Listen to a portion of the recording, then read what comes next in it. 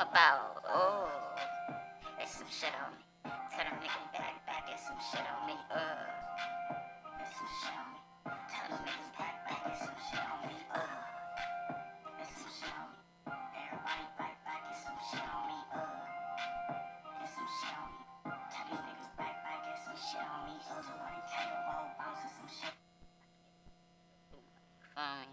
I tell them my boy Drakeo killer, man. Don't live Drake, man. No bullshit. No bad. The murder of rapper Drakeo the Ruler has been unsolved until today. Because in this video, I'm revealing the name of the person who killed Drakeo the Ruler, I'm revealing the face of the person who killed Drakeo the Ruler, and I'm breaking down in grave details how they were able to kill Drakeo the Ruler at a packed out festival. Yo, Chaos at a packed concert. Flakko the top rat, but okay. Featuring rap legends like Snoop Dogg and Ice Cube. A person was stabbed and police have shut down the show. Well, a man is reported dead after being stabbed at a concert in Exposition Park last night. TMZ is reporting the victim was rapper Drakeo the Ruler. It happened around 8:30 last night during the Once Upon a Time in LA Music Festival being held at the Bank of California Stadium. A couple of days ago, I made a post where I announced I'm about to expose and reveal who killed a really famous LA rapper. A lot of famous LA rappers have died. I never said the name of who I was about to expose. But when that post went up, almost immediately, hit dogs began hollering. One of the hit dogs who's been hollering the loudest, trying to get me not to drop this video, is Inglewood Family Blood Munchie B, who Drakeo the Ruler famously dissed in his Inglewood diss when he says, I just dropped 50 on a blind ninja, he ain't see it coming. He was talking about Munchie B. Munchie B thought that targeting me and my parents for something one of my relatives did would sway me from dropping this video. It didn't. Munchie would even make a threat that he wasn't done with me and he was gonna be at me every day if I dropped this video. Frederick, your real name, you know what I'm saying? But whatever, Frederick, Jala. I'm gonna tell you why your name, that last name on Inglewood Family. Any female need to run from the Jala last name. It ain't straight. On any resume, it ain't straight. I swear to God, bro. Flakko. I'm not done right here, bro. I'm on your bumper because you're a you's a horny frog, bro. On Bloods. Why this nigga so mad? Come on, Blood. I don't understand. Blood, why this nigga so mad? Swoop. Because I'm confused, all right? If you have nothing to do with Drakeo the Ruler's death, this if nigga you got or the your blood homies and Inglewood families have nothing to do with Drakeo the Ruler's death, then why are you going so hard trying to get me not to drop this video? Once that didn't work, another Blood from Inglewood called Frosty the Snowman, who in my opinion was put up to this by Munchie B, called Adam 22 and began to threaten Adam 22 that if I drop this video exposing Drakeo the Ruler's killer, that they're gonna treat it as if No Jumper dropped it. This is just age-old LA tactics. This kind of content it's gonna get treated like No Jumper's the ones dropping that content. Definitely. Which he's right. On one hand, I think Flakko's totally within his right to expose whatever the he wants to say about an ongoing investigation. Because I mean, it's not any different than what happens in the real media world, where the New York Times, if they find out that there's an investigation going on into a alleged crime that Donald Trump committed, they are going to publish an article. We've been dealing with LA bullies our entire life. The reason why they contacted Adam when them coming at my family and me didn't do anything is because they think, well, Flakko is associated with No Jumper. So if Adam, you know, can get scared, then maybe Adam will scare Flakko into not doing it. Or if Adam tells Flakko, hey man, if you drop it, your job is at risk, bro. Just, again, LA bully tactics that didn't work, right? Because Adam isn't terrified, isn't scared. Nobody is scared of gangbangers anymore, Blood. That's a fact. All right, gangbangers don't scare nobody. So, of course, none of it works. But I'm confused as to why Munchie B is going this hard because I'm in gang members' business. When Munchie B has kept me in gang members' business for as long as I known him. Somebody go ask Munchie B how me, a civilian from North Dakota, knows who shot and killed Rosemo in Inglewood. Go ask him. Just so the streets don't think I'm bluffing, I'm gonna give the streets a hint of safe, something right now that only the streets would know that I know. I got, that's the hint. Now, I would never reveal this information, But if Munchie B have kept me in the streets business for a long time, why is he all of a sudden mad that I'm doing street content? Is it because he's intimately involved with Draco the Ruler's death? See, I asked Munchie B this on the No Jumper show. Again, from my perspective, Why if Munchie street is niggas saying keep going on he these- has nothing to do with If you a street nigga, why the fuck are you going on a podcast saying what you did and what you're doing, and you're actively a street gang member? that, then why Munchie be so that he's willing to everybody got diss their- me and go out the way to Everybody got cause their this girl niche or trouble? whatever. He has nothing to do with Hey, it. Flakko, hey. It's hey, look. Munchie B answer that Fucking question though. retarded. If Munchie B has He nothing to do looking with for that, a then certain why is he answer. so I ain't gonna give it to him. passionate about this and going out of his way? I feel like he's the only podcaster. And if you peep, you only see our kind of people doing this stupid ass shit. You don't see Asians and Chinese and fucking Russians get on podcasts and talk about gang banging and street culture and all this goofy shit. Like, what? They're from Inglewood family, so he feels like it's kind of on him. So the families have something to do with that. I don't know what you talk. What are we talking about, bro? Okay, let's be real. Ask my question again. When it comes to Bloods, Munchie is obviously kind of it has always been at the forefront of the Draco versus the Bloods beef. So I feel like it's not really that surprising that Munchie ends up speaking on behalf of the other side of that, right? I think like the Munchie B has said he has nothing to do with that. The Bloods had nothing to do with that. Family had nothing to do with that. So again, if Munchie B and Inglewood families had nothing to do with that, then why is Munchie B so passionate Hey, about bro, this and is causing this much trouble and dissing me he crazy. over a potential I video know that what he don't even trying to do. exist yet? What was I trying to do, Munchie? Well, if Munchie B don't want to give the world an answer as to why he's so upset I'm doing this video, then I'll give the world the answer. The reason why Munchie B is so upset is because the person who killed Draco the Ruler, the person who took the knife and actually stabbed Draco the Ruler, well, that person is really close to Munchie B. But of course, I'm not saying anything new because Munchie B slipped up and said on Clubhouse that he passed a bottle to Draco the Ruler's killer almost every day. No, Man, Draco is dead, bro. What are we talking about? Don't make me disrespectful. Hold on, homie. Hey, bro, look. Hold on. Hey, you know Draco shit used to be on the table and it ain't there no more, right? Hold on. You know Draco shit was on the table and it ain't there no more, right? Hold on.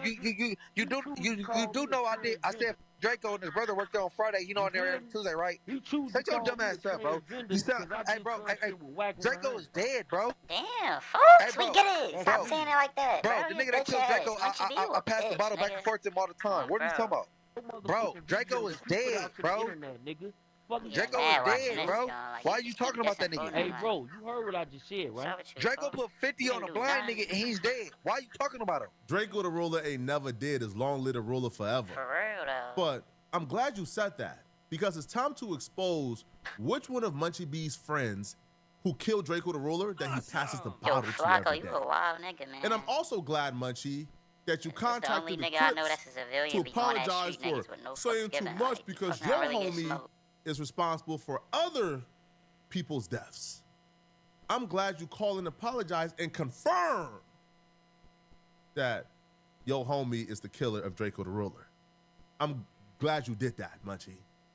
I'm glad you were dumb enough to confess that your homie is the one who killed Draco the Ruler. Now, unfortunately for you, I got his identity, his name, and let's expose that right now. Oh. When Draco the Ruler was initially invited to the festival that he lost his whole life video at, is federal. he was skeptical. He was reluctant to go. Because when you look at the flyer for the festival, YG was also set to perform. And obviously Draco and the world was well aware that while YG was discussing Draco the Ruler on No Jumper, YG told Adam 22 that he's not doing no rap beef with Draco, right? Him and his dudes beef for real.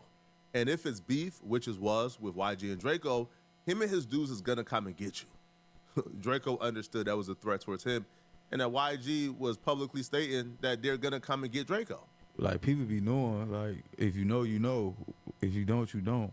I'm not finna be going out there doing no rap diss and shit. It's like, if it's smoke, it's really smoke with us. We ain't playing, you know? So, like, I'm gonna tell the homies the same shit, bro. I done told D3 that, like, we ain't doing none of that weird for nothing, for the rap. No, we not on none of that. We trying to make hits. We gonna move around, get Yeah, rich, I ain't gonna lie. have fun. I respect YG too. Like, I fuck with YG. Like, that nigga was him when I was. He was him. He was him growing up. But it's just like, damn, why you and Drakeo beefing? Like, Draco and like, it's always like the two best niggas in the same city is always against each other instead of like, I mean, collabing. Like Master P, motherfucking Birdman, and NBA Youngboy, motherfucking Dirt. Like, it's just so not even the same city, but NBA Youngboy, G Money, Jada Youngin is like, it's always niggas like that. Chief Keef, Low Dirt. Like, here we go. Like, I start cooking up a little bit, but I mean. All that rap beef and all that we not rap beefing, we really beefing. The homies gonna get you. You know what I'm saying? So it's like we ain't even trying to do that. We chilling. We not on that. So, you know what I'm saying? That's what I tell the homies. That's what I tell the homies that who I be with, that I hang with, you know what I'm saying? Like D3 young, bro, that's not cool. Like, we ain't doing none of that. Right. It's kind of like a shortcut to like getting you a couple million views. As reluctant as he was, Drakeo still agreed to come to the festival and perform for several reasons. A, he was being paid $50,000 to come and perform. And then two, Snoop Dogg personally called Drakeo and asked him to come to the festival and perform. Damn. Drakeo had love for Snoop, That's what I'm saying. so he couldn't turn that down. And Drakeo also got assurance from people he respected like Wack 100 who told him that they will be there as well. So if he come early enough, they'll be able to link up with him and he will have some reinforcement. However, Drakeo the Ruler came super late and came after Wack 100 and his crew already left. We was actually waiting on Drakeo to make sure he got in and out right, but shit, we waited on him an hour and something. You know, I had 100 tickets. I had 4 artists performing. I had Game, I had Blueface, Coyote, and True Car. So I told Nephew we was gonna wait up for him and make sure he got in and out of there right. But after holding Blue and holding Game and the team a whole hour, they was with it. And like, bro, we don't think he gonna show up, let's roll. I called his little brother and then was there early, about 5 o'clock. Yeah. And you know, they was good. By the time we got to the Sprinter and got to the freeway, we got the call, he was dead.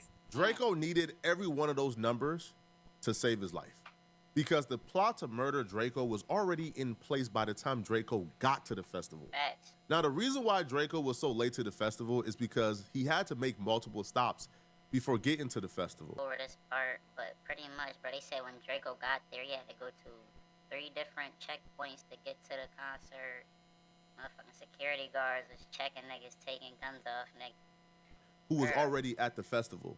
Drakeo had a hunch something was wrong, so he had people at the festival setting parameter and just like testing the temperature and looking at who was already there. Drakeo felt a little more at ease as they got closer to the festival because the people he had in place at the festival already was telling Drakeo, yo, we ran across YG and his homies and these bloods that we don't get along with, but they seen us, they know we are a part of your entourage and we're part of your crew, and they didn't do nothing or say nothing to us. So it looks like everything is chill. At the time, they seen that as a positive sign. But looking back in hindsight, that was a negative sign.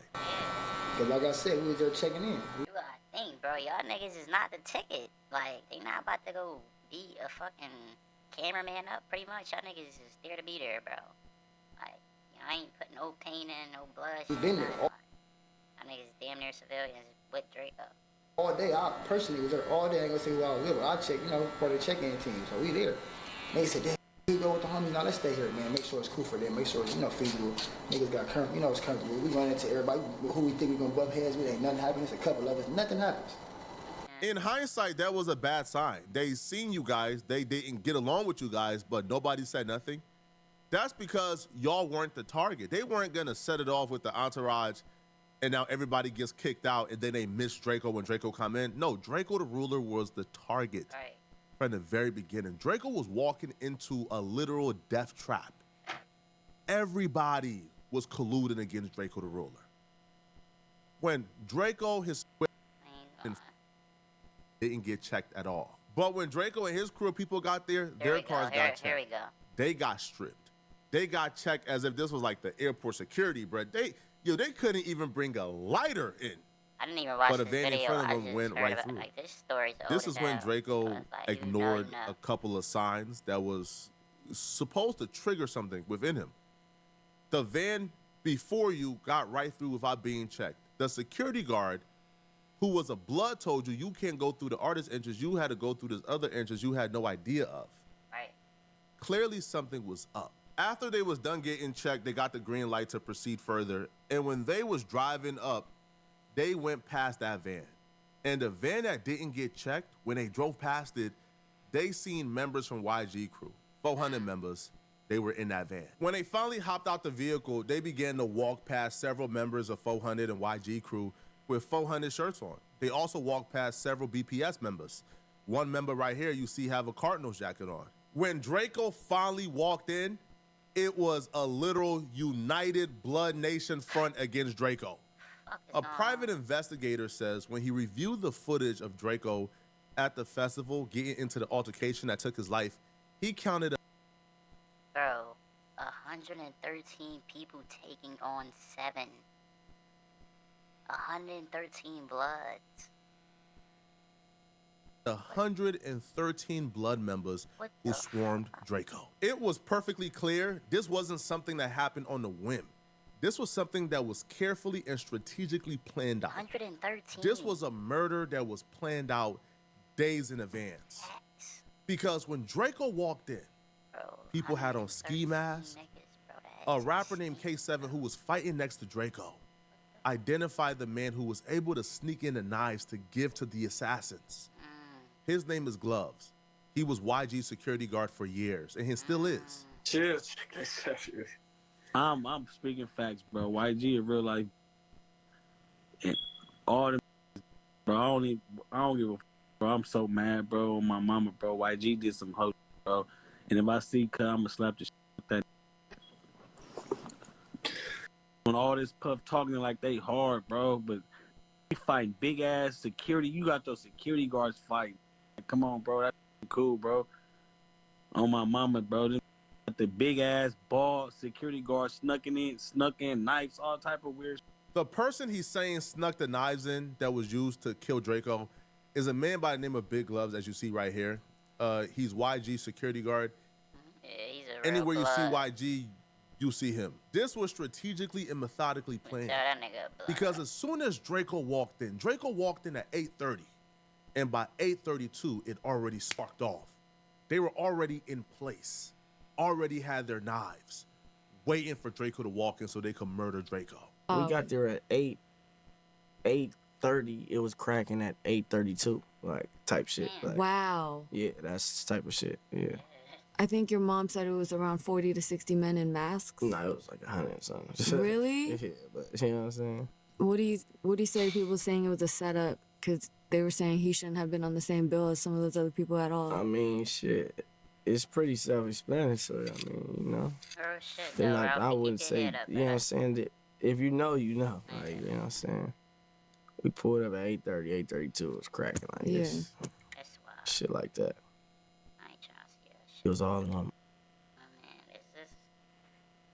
this was a crazy ass video, man. Leave a thumbs up, man. Like, comment, subscribe, share, all that good shit, bro. I'm tired, bro. What the fuck? Like, long live Drake.